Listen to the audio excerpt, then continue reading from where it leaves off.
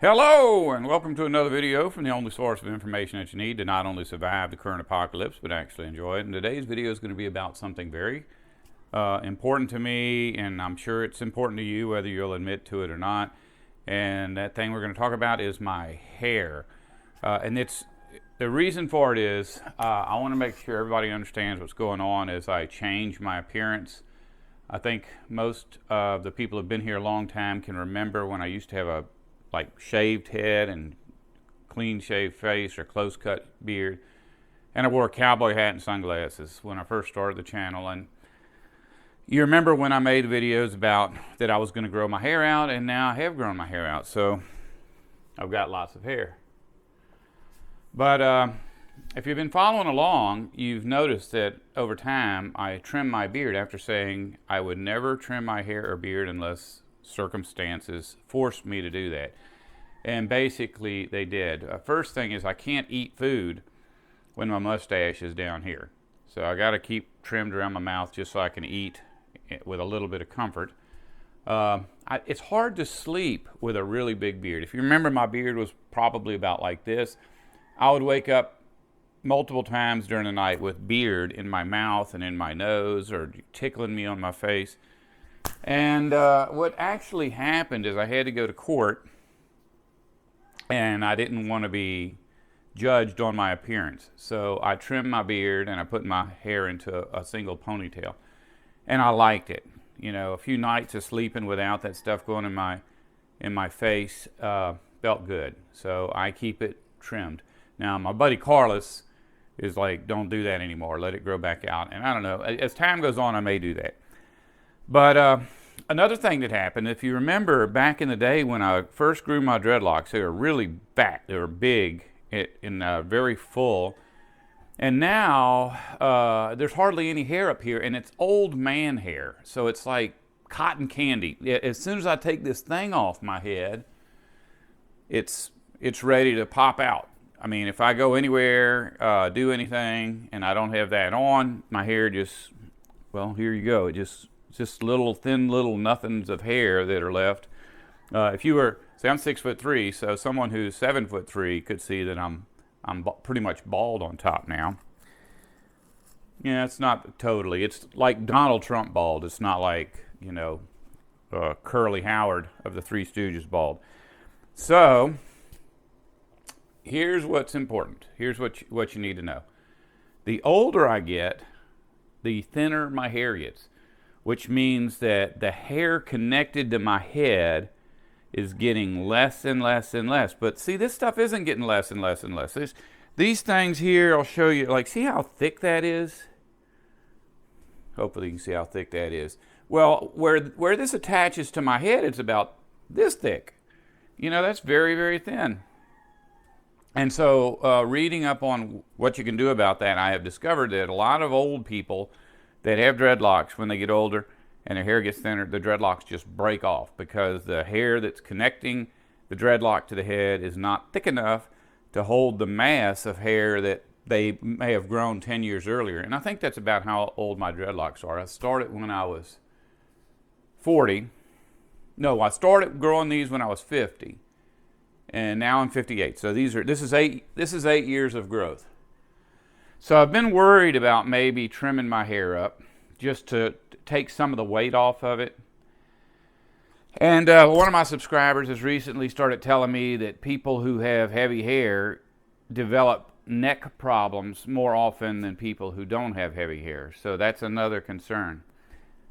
Recently, I've had another thing happen to me to make me think about cutting my hair. And this is a little bit more serious, because you know, I'm kind of like really well known in this area. Everybody knows the old man with dreadlocks, you know, the crazy old prophet.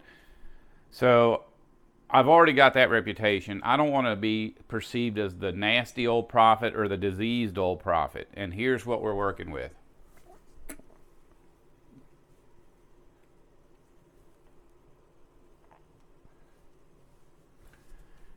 If you notice, everything is like different lengths and widths, and go in all different crazy directions, and it doesn't look right. It kind of looks like I have something wrong with me.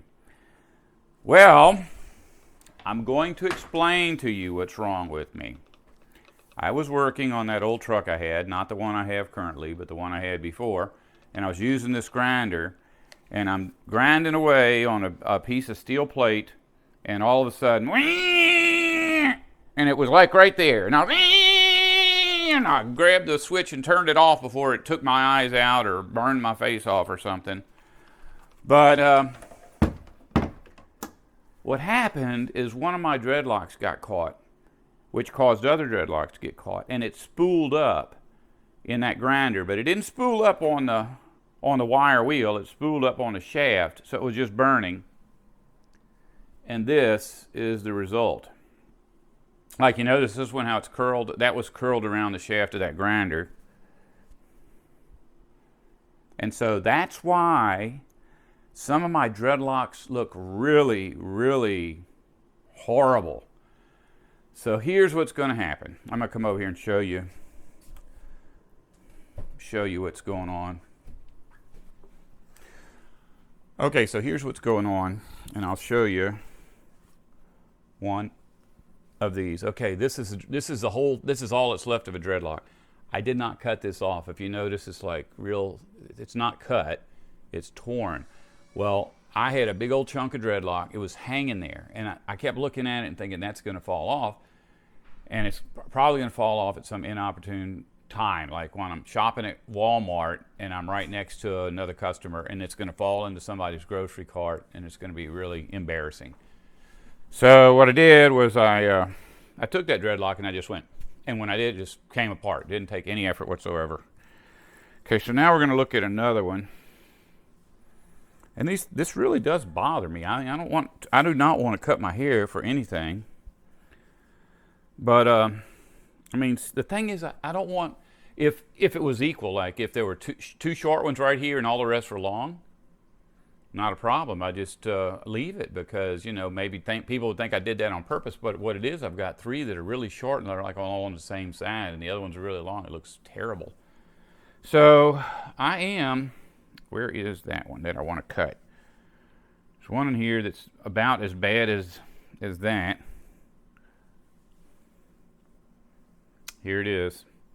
You see that, how thick that is? And if we keep going, look what it gets down to. Now, I could just snap that and it'll break. But right now, in front of everybody, this is terrible. I hate doing this. So that I just lost that much hair. You know, how many women would tolerate that? You know, you do something like this to most people, and they're not going to like it. But, you know, especially you think about how many years it would take. That's like 3 years of growth right there, probably. Or shoot, more than that. That's like 5 years of growth. So anyways, that's what's left. Hardly anything. Now, I'm going to leave the rest alone for a while. Every day I look at it and I think, okay, I have to cut this. I have to do this. And I don't do it. And one of the reasons is because I don't want to just show up on camera with a short haircut. So as time goes on, I'll make the move and I'll do it. Probably one of my friends will do it for me. But see how long that is? That's probably how long all of them are going to be, which for most people, that's like, wow, that's still really long. But I've kind of promised myself to wait at least a week after I post this video before I cut it. So if anybody has any comments about how this should be done that might be helpful, I can get those comments before I actually start hacking away. Oh well, that's all I got to say about that. If you don't want to survive, don't listen to me.